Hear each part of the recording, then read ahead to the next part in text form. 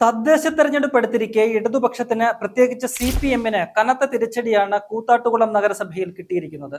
നഗരസഭാ ഭരണം LDF-ൽ നിന്ന് UDF പിടിച്ചെടുത്തു.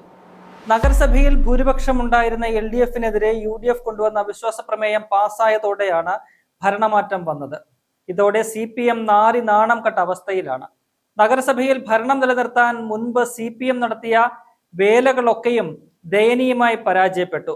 CPM നീക്കങ്ങളെ ശക്തമായി പ്രതിരോധിച്ചാണ് UDF വിജയം കൈവരിച്ചിരിക്കുന്നത്. CPM കൗൺസിലറായ കലാരാജുവും സ്വതന്ത്ര അംഗവും UDF-നെ പിന്തുണച്ചത് LDF-ന് അടിയായി. 25-അംഗ കൗൺസിലിൽ LDF-ന് 13, UDF-ന് 11, സ്വതന്ത്രന് 1 എന്നിങ്ങനെയായിരുന്നു കക്ഷിനില.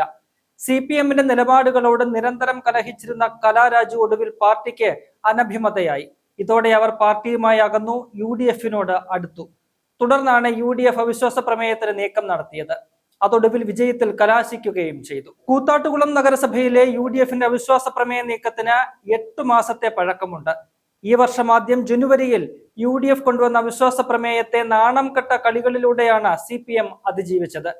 അതിനാടകീയമായ സംഭവങ്ങൾക്കായിരുന്നു നഗരസഭ സാക്ഷ്യം വഹിച്ചത്. അന്ന് UDF-ന്റെ അവിശ്വാസ പ്രമേയം ചർച്ച ചെയ്യാനിരിക്കെ യോഗത്തിനെത്തിയ കൗൺസിലർ കലാരാജുവിനെ CPM പ്രവർത്തകർ തട്ടിക്കൊണ്ടുപോയി. തുടർന്ന് സംഘർഷമായതോടെ കൗൺസിൽ യോഗം ചേരാനായില്ല. തോൽവി ഉറപ്പായ ഘട്ടത്തിലായിരുന്നു CPM-ന്റെ ഈ രക്ഷപ്പെടൽ വേല. അന്ന് സ്ഥലത്തുണ്ടായിരുന്ന പോലീസിനെ ഉൾപ്പെടെ കാഴ്ചക്കാരാക്കിയാണ് CPM ഗുണ്ടകൾ കലാരാജുവിനെ ബലം പ്രയോഗിച്ച് കാറിൽ കയറ്റിക്കൊണ്ടുപോയത്. ഒന്നും അനങ്ങാതെ നിന്ന പോലീസ് ഇതിന് ഒത്താശ ചെയ്തു കൊടുത്തു. അന്ന് നേരിട്ട തിരിച്ചടിക്ക് മറുപടി നൽകിയാണ് ഇപ്പോൾ UDF നഗരസഭാ ഭരണത്തിൽ നിന്ന് LDF-നെ പുറത്താക്കിയിരിക്കുന്നത്.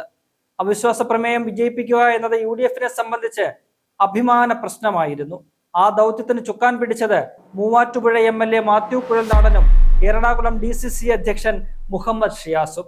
പോലീസ് സംരക്ഷണം വേണ്ടെന്ന് വെച്ച് പാർട്ടിയുടെയും മുന്നണിയുടെയും പ്രവർത്തകരുടെ സംരക്ഷണയിലാണ് UDF കൗൺസിലർമാർ യോഗത്തിനെത്തിയത്.